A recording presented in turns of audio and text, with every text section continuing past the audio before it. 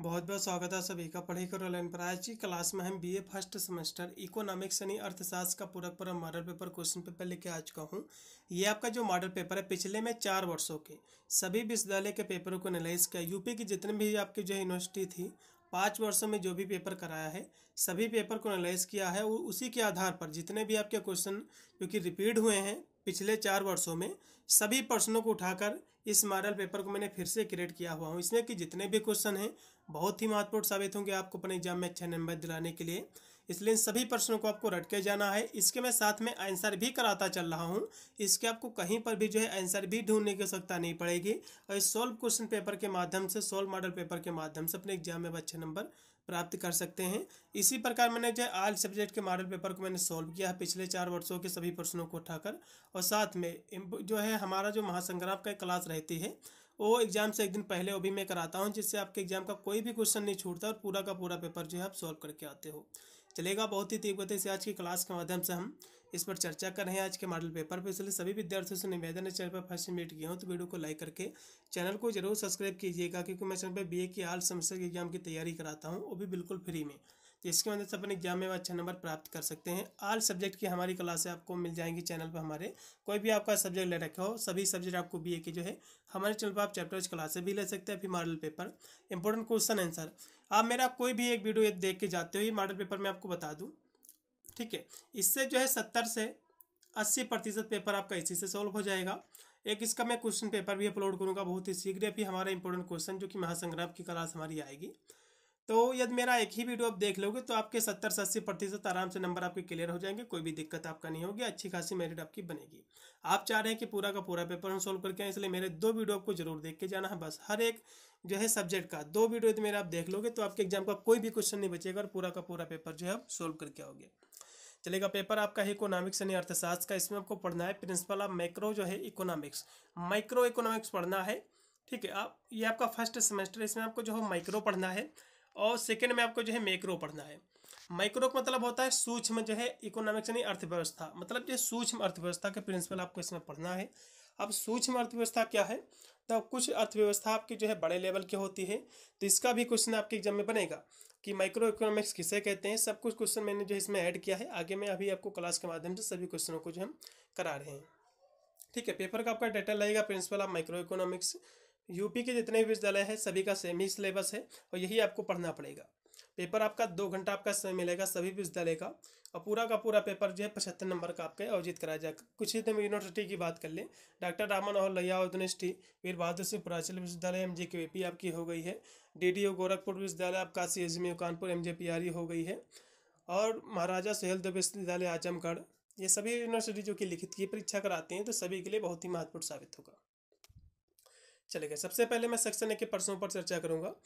इसमें टोटल आपके 10 क्वेश्चन आपके आते हैं। कुछ यूनिवर्सिटी में जो है 5 ही क्वेश्चन आते हैं। क्वेश्चन चाहे 10 पूछे जाएं अभी 5 पूछे जाएं, सभी प्रश्नों को उत्तर इसमें देना अनिवार्य रहता है, क्योंकि इसमें कोई भी क्वेश्चन आपका जो है एक्स्ट्रा आपका नहीं आता है। अब जो आपको प्रश्न इसमें के पता है उनको पहले कीजिए, जो आपको नहीं पता है उनको भी बीच में आपको करने की बिल्कुल भी आवश्यकता नहीं। सेक्शन B आप सोल्व कर लीजिए, C सोल्व कर लिए, फिर लास्ट में आपको जो है इन प्रश्नों के भी आपको जो उत्तर बना बनाकर आपको लिख के आना है, ठीक है। वैसे तो मेरे यदि आप वीडियो देख के जाओगे तो आपके एग्जाम का 1-2 क्वेश्चनों को छोड़कर सभी क्वेश्चन आपको मिल जाएंगे वही सेम टू सेम। तो जो क्वेश्चन आपके बचेंगे, जो 1-2 प्रश्न नहीं आएंगे, तो उनको आपको लास्ट में बना बनाकर आपको जो है कर देना है। चलेगा, इसका पहला क्वेश्चन देखिएगा कि रॉबिन्स की जो है अर्थशास्त्र की परिभाषा क्या है, आपको ये बताना है। फिर इसमें दूसरा क्वेश्चन है कि मांग का नियम क्या है। दोनों के दोनों क्वेश्चन बहुत ही महत्वपूर्ण हैं। तो सबसे पहले रॉबिन्स ने जो है अर्थशास्त्र की कौन सी परिभाषा दिया है ये आपको देखना है। तो रॉबिन्स की जो है अर्थशास्त्र की परिभाषा न केवल जो है आर्थिक सिद्धांतों को समझने में मदद करती है, बल्कि यह जो है हमें बताती है कि हम कैसे जो है सीमित साधनों का उपयोग करके मानव इच्छाओं को पूरा किया जा सकता है। यह परिभाषा अर्थशास्त्र के अध्ययन के लिए जो एक व्यापक और समग्र दृष्टिकोण जो है प्रदान करती है। तो इसमें इसकी परिभाषा क्या है, रॉबिन्स ने जो अर्थशास्त्र की परिभाषा दिया है, ये जो है रॉबिन्स कहते हैं कि जो है कैसे सीमित संसाधनों का उपयोग करके, क्योंकि आपके साधन जो है सीमित हैं लेकिन मनुष्य की इच्छाएं क्या है, अनलिमिटेड हैं। तो रॉबिन्स जी कहते हैं कि कैसे जो है सीमित संसाधनों का उपयोग करके मनुष्य जो है अपनी इच्छाओं को जो है पूरा जो है करता है, ठीक है। ये कहते हैं, ये इतनी परिभाषा आपको जो है लिखना है। फिर इसमें हम देखेंगे अगला क्वेश्चन जो कि दिया हुआ है कि मांग का नियम क्या है। मांग का नियम सभी को पता होगा। मांग का नियम आप यहाँ से देखिएगा, यहाँ से मांग का नियम जो है, जब किसी वस्तु की कीमत बढ़ती है, मतलब जो है कोई वस्तु है बाजार में या फिर कहीं मार्केट में, तो जब उसकी जो है कीमत बढ़ती है तो उसकी जो है मांग घट जाती है। मतलब कोई वस्तु है पहले की जो है 10 रुपये की थी, अचानक से उस पर 15 जो है रुपये की हो गई, तो उसकी कीमत क्या कहेंगे, लोग उसको कम खरीदेंगे, जाहिर सी बात है। तो जब किसी वस्तु की कीमत बढ़ती है तो उसकी मांग जो है घट जाती है, लोग उसको कम पसंद करते हैं। और जब किसी वस्तु की कीमत जो है घट जाती है तो उसकी मांग जो है बढ़ जाती है। मतलब कीमत जो है घटने से उसकी मांग बढ़ती है, कीमत बढ़ने से उसकी मांग जो है घटती है। ये आपका होता है मांग का नियम। तो इतनी परिभाषा जो है आपको यहाँ से लिखना है, ये परिभाषा आपको याद कर लेना है। और गिब्स का जो विरोधाभास है जस्ट इसके अपोजिट है। चलेगा, अगला क्वेश्चन देखिएगा, अवसर जो है लागत क्या है, क्वेश्चन महत्वपूर्ण है। फिर है समूह जो है उत्पाद चक्र क्या है। फिर इसमें अगला क्वेश्चन है उत्पादन फलन क्या है। फिर अल्पाधिकार बाजार क्या है, एकाधिकार और अल्पाधिकार बाजार क्या है, दोनों के बारे में हम देखेंगे। तो सबसे पहले जो अवसर लागत क्या है इसको हम देखेंगे। इसका मतलब होता है कि किसी एक जो है विकल्प को चुनने पर दूसरे विकल्प से जो होने वाली जो संभावित लाभ है उसका त्याग करना, इसी को हम अवसर लागत कहते हैं। दूसरे शब्दों में हम बात करें तो यह जो है उस लाभ को संदर्भित करता है जो कि निर्णय के कारण जो है खो जाता है। उदाहरण के लिए तो हम बात करें, मान लो एग्जाम्पल के लिए यदि आपके पास जो है 2 नौकरी के प्रस्ताव है, तो आपको जो है एक नौकरी 50,000 रुपये प्रतिमाह देगी और दूसरी आपको 60,000 रुपये देगी। यदि आप 50,000 वाली जो है नौकरी का आप सिलेक्शन करते हैं तो आपको जो है प्रति महीने 10,000 रुपये का जो है नुकसान होगा। यानी जो है 10,000 रुपये जो है 50,000 रुपये वाली नौकरी की क्या है अवसर लागत होगी। दूसरे यदि हम एग्जाम्पल की बात करें, मान लो समय का उपयोग के आपका एग्जाम्पल, जैसे कि यदि आपके पास जो है 2 घंटे आपके पास खाली समय है, तो आप जो है या तो आप जो है फिल्म देखेंगे या फिर जो है पढ़ने का फैसला करते हैं। तो फिल्म देखने का फैसला यदि आप करते हैं तो आपको जो पढ़ने की जो संभावित लाभ है, यानी पढ़ने से आपको जो ज्ञान होगा वो लाभ आप खो दोगे, मतलब उसका आप त्याग करोगे। मतलब एक चीज़ को पाने के लिए दूसरी चीज़ का जो है त्याग करना, यही अवसर लागत होता है। इतनी आपको जो है पढ़ना। फिर इसमें अगला क्वेश्चन है कि समूह उत्पाद जो चक्र क्या है, क्वेश्चन आपके एग्जाम में बनेगा। तो यह एक ऐसा जो है वक्र है जो उत्पादन के 2 आगतों जैसे कि श्रम और जो है पूंजी, इसके जो है उन सभी संभावित योजनाओं को दर्शाता है जिनसे एक जो है निश्चित मात्रा में उत्पादन प्राप्त होता है। दूसरे शब्दों में बात करें तो उन सभी जो है संभावित तरीकों को दर्शाता है जिनसे एक फर्म एक जो है निश्चित स्तर पर उत्पादन प्राप्त करने के लिए विभिन्न आगतों जैसे कि श्रम और पूंजी का उपयोग जो है कर सकती है। तो इस तरह से आपको जो है लिखना है, ठीक है। तो समूह उत्पाद वक्र का अर्थ क्या होता है समझ लो। आइसो क्वाट जो कि 2 शब्दों से मिलकर बना हुआ है। आइसो का मतलब होता है बराबर, क्वाट का मतलब होता है मात्रा, यानी जो है समान मात्रा भी बराबर मात्रा। उदाहरण के लिए यदि हम बात करें तो मान लीजिए एक फर्म को जो है 100 यूनिट जो है उत्पादन करना है, तो समूह उत्पादन वक्र यह दर्शाता है कि जो 100 यूनिट उत्पादन करने के लिए श्रम और पूंजी की जो है किन किन मात्राओं का जो है उपयोग कर सकती है, यही आपका होता है समूह उत्पादन जो है वक्र। इतनी परिभाषा आपको लिखना है। फिर इसमें है अगला ऑप्शन, उत्पादन फलन कैसे कहते हैं, क्वेश्चन ये भी महत्वपूर्ण है। उत्पादन फलन जो है उत्पादन के जो है साधनों और उत्पादित मात्रा के बीच जो है संबंध को दर्शाता है। यह बताता है कि किसी निश्चित समय में उपलब्ध जो है साधनों का उपयोग करके अधिकतम जो है कितना उत्पादन जो है किया जा सकता है। मतलब जो है उत्पादन फलन क्या है, ये बताता है कि उत्पादन के साधनों और उत्पादित मात्रा के बीच जो है जो संबंध है, जो रिलेशन है, इसको इंडिकेट करता है, दर्शाता है। और ये बताता है किसी एक निश्चित समय में उपलब्ध जो संसाधन है उसका उपयोग करके कितना अधिकतम अब कितना उत्पादन किया जा सकता है, इसी को हम उत्पादन हम फलन कहते हैं। इतनी परिभाषा आपको लिखना है। फिर इसमें नेक्स्ट क्वेश्चन है, एकाधिकार कैसे कहते हैं और अल्पाधिकार कैसे कहते हैं। तो एकाधिकार एक ऐसी बाजार जो है स्थित होती है जिसमें किसी वस्तु या सेवा का जो है केवल एक ही विक्रेता या उत्पादक होता है। मतलब एकाधिकार क्या है, एकाधिकार बाजार क्या है, एक ऐसी बाजार स्थित है, सिचुएशन है जिसमें किसी एक वस्तु या जो है सेवा का केवल एक ही विक्रेता होता है या जो है उत्पादक होता है और उस वस्तु या सेवा के लिए कोई निकटतम विकल्प जो है नहीं उपलब्ध होता है। और एकाधिकार का जो अर्थ होता है कि बाजार में किसी एक कंपनी का पूर्ण नियंत्रण या जो है प्रभुत्व होता है। एकाधिकार में क्या होता है, बाजार में एक कंपनी का जो है नियंत्रण रहता है, कंट्रोल रहता है, जिससे यह जो है बिना किसी महत्वपूर्ण प्रतिस्पर्धा के कीमतें और जो है शर्तें जो है तय करती जो है कर सकती है, भी करती है। तो इस तरह से आपको लिखना है। तो एकाधिकार में क्या है, एक ही जो है कंपनी या फिर जो है किसी मालिक का जो है कंट्रोल रहता है, नियंत्रण रहता है, जिससे वह जो अपनी कीमतों को जो है चेंजेस कर सकता है। जबकि और इसमें दिया हुआ कि अल्प अधिकार क्या है, तो एक ऐसी जो है बाजार संरचना है जिसमें कुछ ही बड़ी फर्म या जो है विक्रेता मिलकर किसी उद्योग या बाजार को जो है नियंत्रित करते हैं। मतलब इसमें जो एक से अधिक जो है होते हैं, ठीक है, मालिक होते हैं,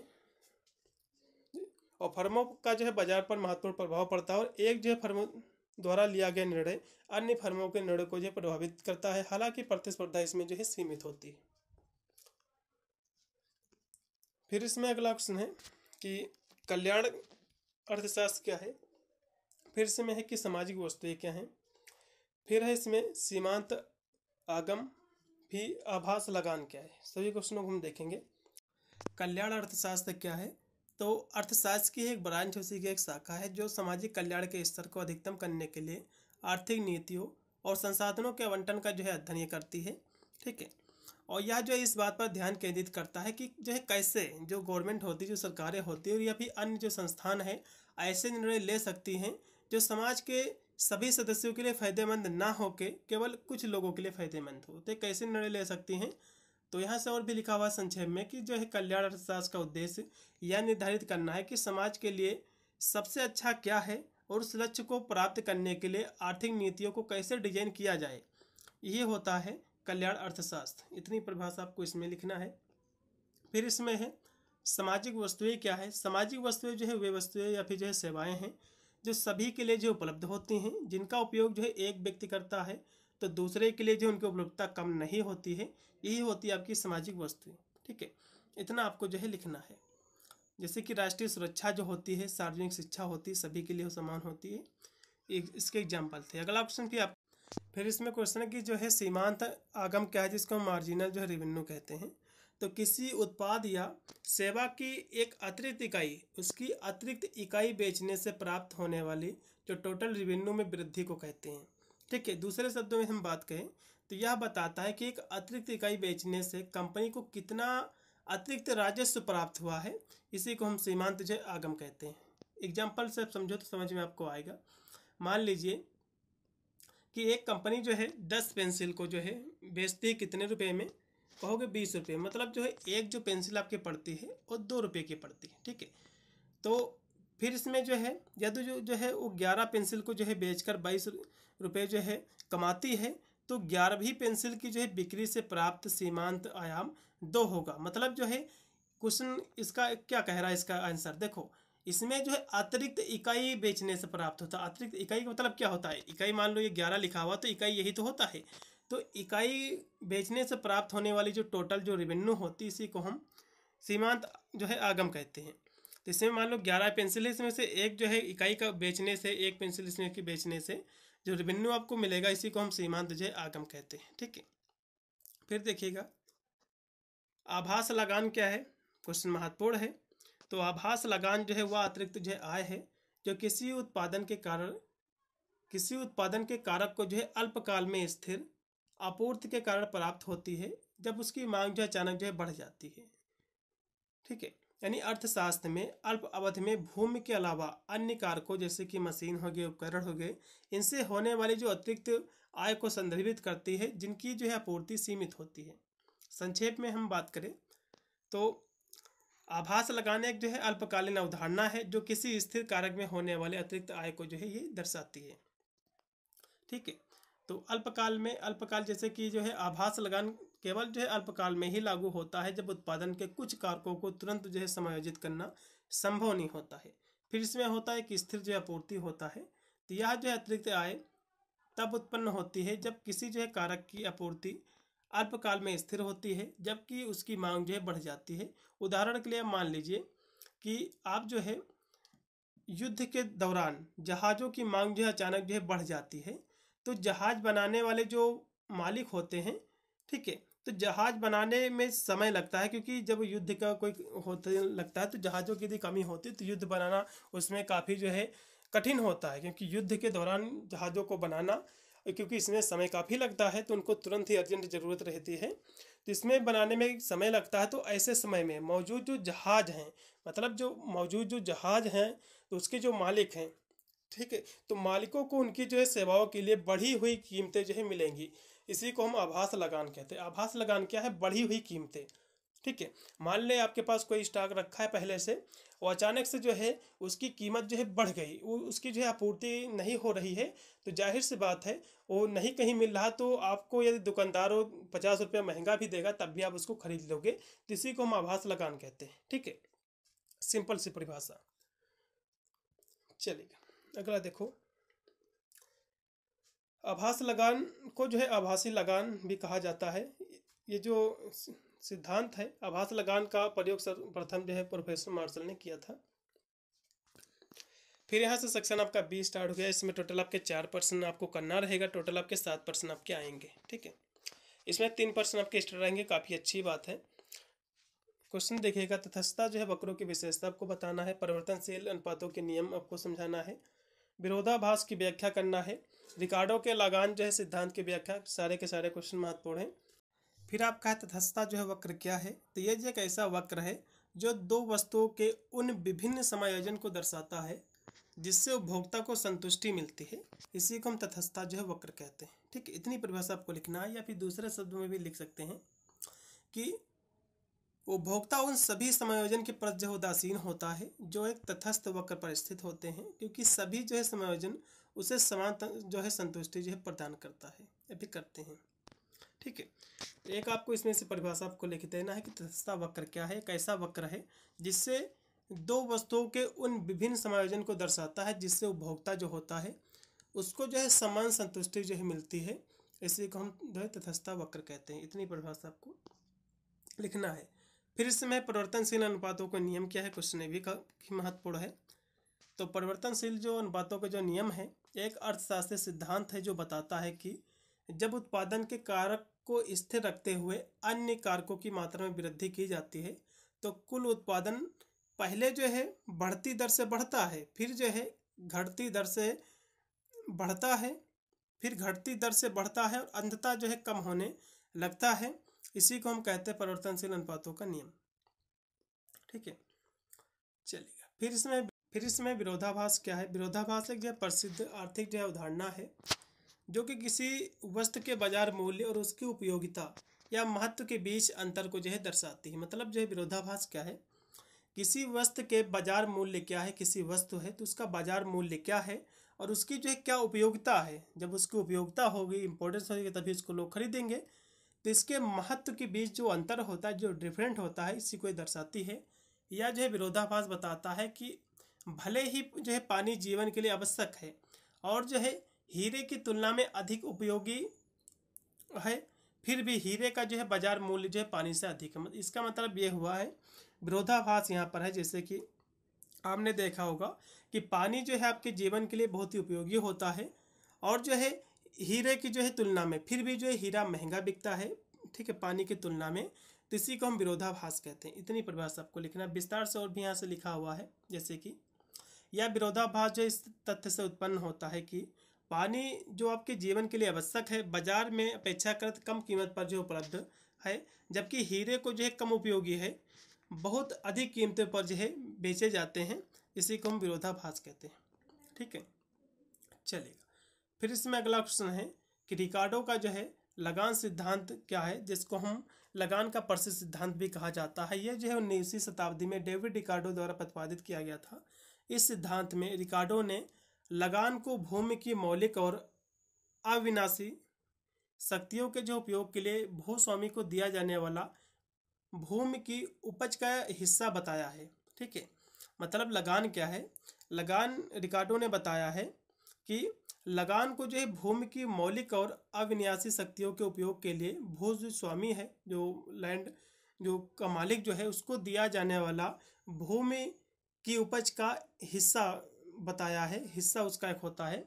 और भी यहाँ से लिखा हुआ है, इसके कुछ महत्वपूर्ण बिंदु हैं। जैसे कि रिकार्डो का सिद्धांत मानता है कि विभिन्न जो है भूखंडों की उर्वरता में अंतर होता है। कुछ भूमि जो है अधिक उपजाऊ होती है, कुछ जो है कम उपजाऊ होती है। ठीक है, चलिए। फिर इसमें है एकाधिकारात्मक प्रतियोगिता की विशेषता आपको बताना है। फिर है वितरण के सीमांत उत्पादन सिद्धांत क्या है, इसके आलोचनात्मक व्याख्या आपको करना है। फिर इसमें है अल्पकाल में पूर्ण प्रतियोगिता की कीमत का निर्धारण कैसे होता है। फिर है कीमत विभेद किससे कहते हैं, मूल्य विभेद या कीमत विभेद, दोनों एक ही चीज़ है। इसकी आवश्यक दशाएं क्या है ये भी आपको बताना है। तो एकाधिकात्मक प्रतियोगिता क्या है इसके बारे में सबसे पहले समझ लो।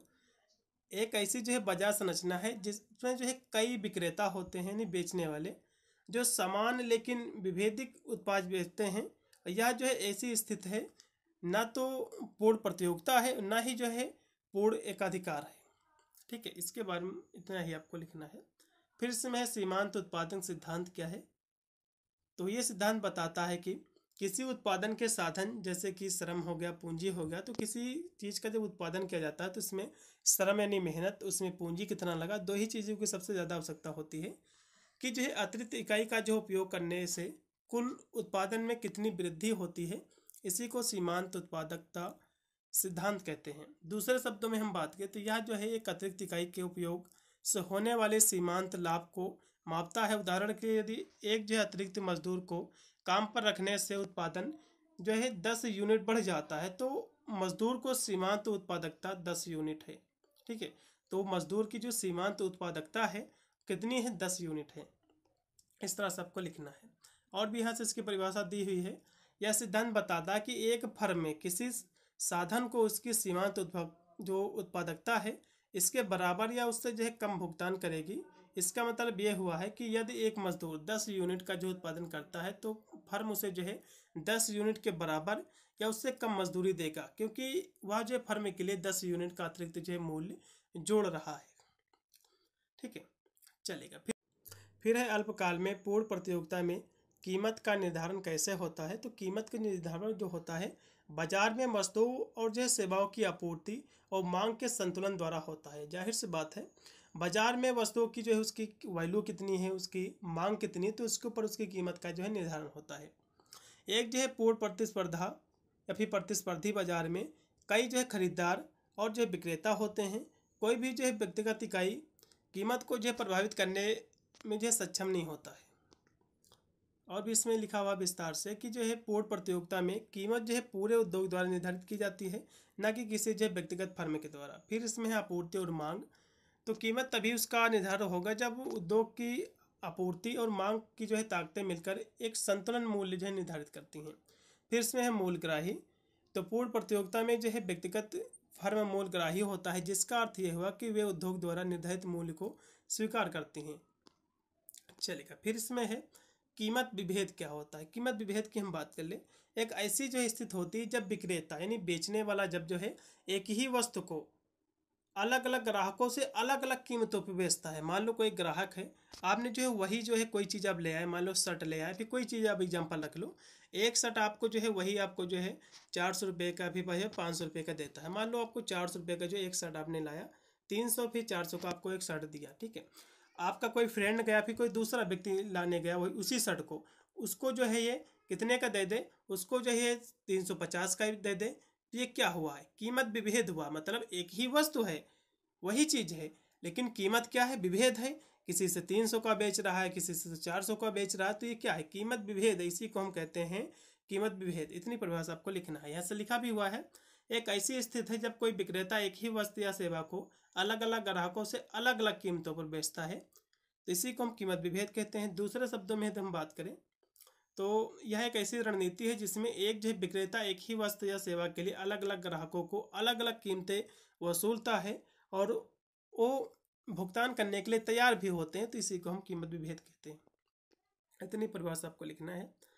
फिर यहाँ से आपका सेक्शन सी आ गया। इसमें टोटल आपके 4 प्रश्न आएंगे, जो कि 2 ही प्रश्न आपको करना पड़ेगा, 2 इसमें आपके एक्स्ट्रा होंगे। काफ़ी अच्छी बात है। क्वेश्चन इसमें देखिएगा, प्रकट अधिमान सिद्धांत की आपको समीक्षा करना महत्वपूर्ण क्वेश्चन है। तटस्थता वक्रों की मदद से उपभोक्ता का संतुलन आपको समझाना है। फिर है पैरेटो की जो है कल्याणवादी कसौटी केवल स्पष्ट स्थितियों में जो है लागू होती है, इसकी विवेचना आपको करना है। फिर इसमें है कि कार्डर हिक्स कल्याण कसौटी की आपको जो है व्याख्या करना है। तो चारों क्वेश्चन देखेंगे। पहले हम देखेंगे कि प्रकट अधिमान सिद्धांत क्या है। तो ये एक जो है आर्थिक सिद्धांत है जो बताता है कि किसी उपभोक्ता की पसंद को उसके द्वारा किए गए वास्तविक खरीद निर्णय से जो है जाना जा सकता है, ना कि उसके द्वारा बताई गई प्राथमिकताओं से। मतलब जो है इसका मतलब ये हुआ है, मान लो जो खरीदने वाला है उसको क्या पसंद है। एग्जाम्पल के लिए समझो, यह सिद्धांत बताता है कि यदि कोई उपभोक्ता किसी वस्तु ए को बी की तुलना में चुनता है, मतलब जो है कोई दो वस्तुएं हैं, ए है एक बी है, तो खरीदने वाला जो है ए को चुनता है, ठीक है, मतलब ए को चुनता है। इसका मतलब यही हुआ कि ए जो है उस व्यक्ति को ज़्यादा पसंद आया है बी की तुलना में। इसी को हम जो प्रकट अधिमांश सिद्धांत कहते हैं। मतलब उसको खरीदने की उसकी जो इच्छा प्रकट होती है उसी को हम प्रकट अधिमांश सिद्धांत कहते हैं, सिंपल से परिभाषा। अगला देखो फिर इसमें, हाँ, फिर इसमें है उपभोक्ता का संतुलन। तो तटस्थता वक्रों जो बजट रेखा के संदर्भ में वह स्थित है जहां उपभोक्ता अपनी सीमित आय और वस्तुओं की कीमतों के आधार पर अपनी जो है संतुष्टि को अधिकतम करता है, उसी को उपभोक्ता का हम संतुलन कहते हैं, ठीक है। इसमें जैसे कि तटस्थता वक्र दिया हुआ है, तो तटस्थता वक्र क्या है? एक तटस्थता वक्र उन सभी वस्तुओं के समायोजन को दर्शाता है जो उपभोक्ता को समान स्तर की जो है संतुष्टि प्रदान करता है, ठीक है।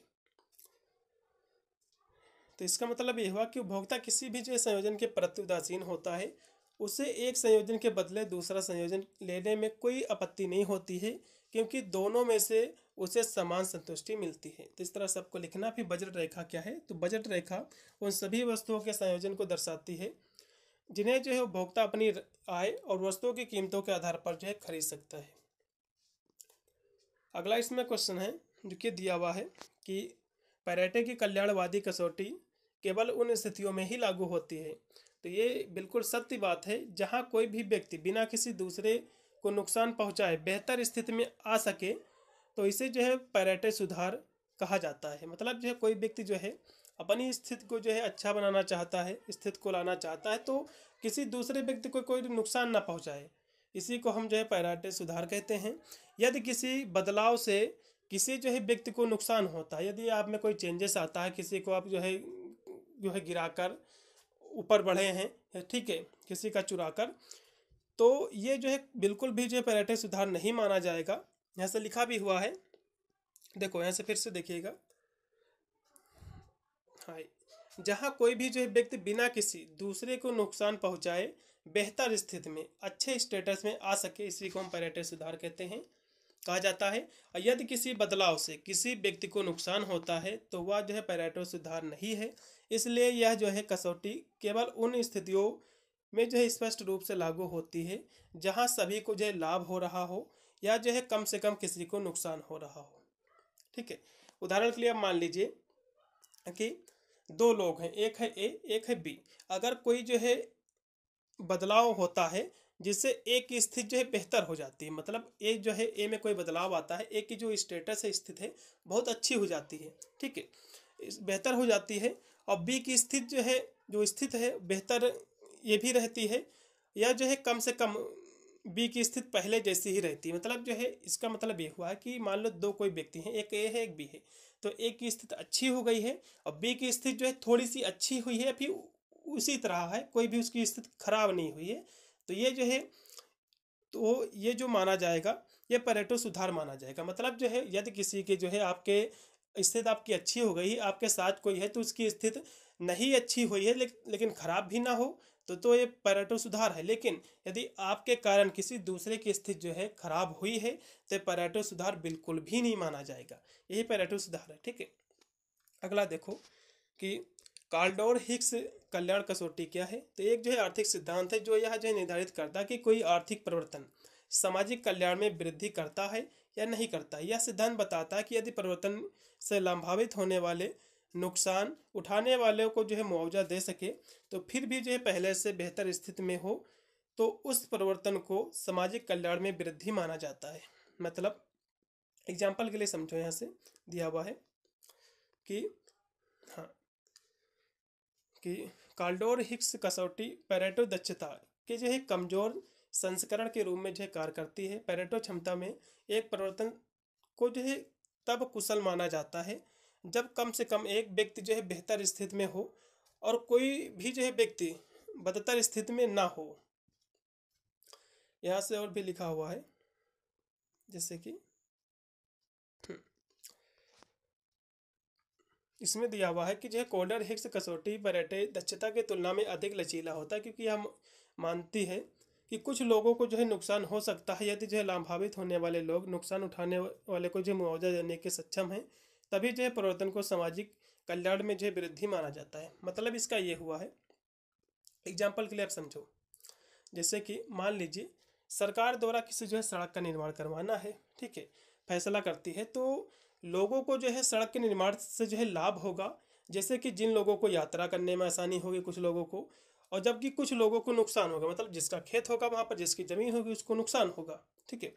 तो जैसे कि जिन लोगों को ज़मीन रास्ते में आ रही है, तो कोल्डर हिग्स कसौटी के अनुसार यदि सड़क बनाने से होने वाला लाभ सड़क के जो है कारण होने वाले नुकसान से अधिक है, यदि लाभान्वित होने वाले लोग नुकसान उठाने वाले को जो है मुआवजा देने में सक्षम है, तो सड़क बनाने का निर्णय सामाजिक कल्याण में वृद्धि माना जाएगा। मतलब जो है आप किसी रास्ते का निर्माण करवा रहे थे, जिसकी ज़मीन पड़ रही है, सरकार उसका जो मुआवजा दे रही है, तब ये जो है सामाजिक कल्याण में वृद्धि माना जाएगा। यही होता है, ठीक है, इतना आपको लिखना है।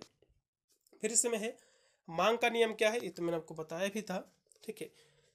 तो मांग का नियम क्या है, जब किसी वस्तु की कीमत बढ़ती है तो उसकी मांग जो है, कीमत जो है बढ़ती है उसकी मांग जो है घट जाती है। मतलब किसी वस्तु की आप कीमत बढ़ा दोगी, उसकी प्राइस बढ़ा दोगे, तो उसकी जो है जो खरीदारी जो है कम हो जाएगी, और जब उसकी वैल्यू आप कम कर दोगे तो उसकी खरीदारी जो है बढ़ जाएगी।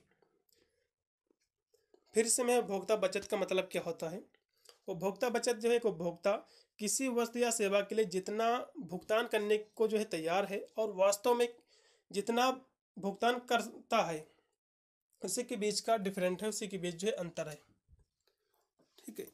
यह अंतर जो है उपभोक्ता को मिलने वाली अतिरिक्त जो है संतुष्टि को दर्शाता है। दूसरे शब्दों में कहे तो यह जो है वह बचत है जो उपभोक्ता को तब होती है जब किसी वस्तु की बाजार कीमत उस वस्तु के लिए उसकी उपयोगिता से जो है कम होती है। यदि हम एग्जाम्पल के तहत यदि हम समझें, यहाँ से आपको बताएं, तो मान लीजिए आप जो है एक किताब को खरीदने जाते हैं, तो उस पर किताब के लिए 500 रुपये देने के लिए आप तैयार हैं, क्योंकि आपको जो है लगता है कि यह किताब जो 500 रुपये के बराबर जो संतुष्टि हमें देगी। लेकिन बाजार में जब आप जाते हैं, दुकानदार से पूछते हैं कितने की बुक, तो कहता है 300 रुपये की। तो इससे जो आपका 200 रुपये की जो अतिरिक्त आपकी उपभोक्ता बचत हुई, इसी को उपभोक्ता बचत कहते हैं, ठीक है। इतनी परिभाषा आपको लिखना है। फिर इसमें है मांग की आय लोच क्या है। तो मांग की आय लोच जो है एक वस्तु की मांग में जो है प्रतिशत परिवर्तन और उपभोक्ता की आय में प्रतिशत परिवर्तन के बीच संबंध को मापता है। दूसरे शब्दों में कहें तो यह बताता है कि जब किसी उपभोक्ता की आय बदलती है तो किसी वस्तु की मांग कितनी बदलती है, इस पर निर्भर करती है। इसी को हम मांग की आय लोच कहते हैं। उदाहरण के लिए जैसे आप समझो, उदाहरण के लिए मान लीजिए कि किसी उपभोक्ता की आय जो है 10% जो है बढ़ जाती है, तो उस वस्तु की जो मांग है 20% जो है बढ़ जाती है, तो वस्तु की मांग की जो आय लोच होगी वो आपकी 2 होगी, ठीक है। कितनी होगी, वो आपकी होगी 2। इससे जब आप इसको भाग देंगे तो 2 आएगी, तो उसकी जो मांग लोच होगी 2 होगी। इसी को जो है हम वस्तु की मांग की जो है आय लोच कहते हैं। अगला फिर इसमें दिया कि गिफिन का जो है विरोधाभास क्या है।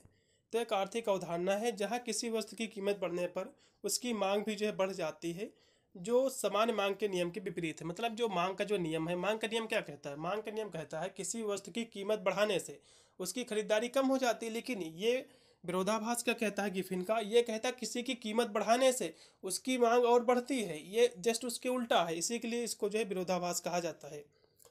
इसके विपरीत है, या तब होता है जब वस्तु जो है घटिया होती है और आय प्रभाव प्रतिस्थापन प्रभाव से अधिक मजबूत होती। विस्तार से ऐसे लिखा हुआ है कि ग्रिफिन का विरोधाभास तब होता है जब किसी वस्तु की कीमत जो है बढ़ने पर उसकी मांग भी बढ़ जाती है। जो मांग का जो नियम है उसके नियम का उल्लंघन करता है। मांग का नियम कहता है कि किसी वस्तु की कीमत बढ़ने से उसकी मांग कम हो जाती है, और जबकि ये विपरीत है।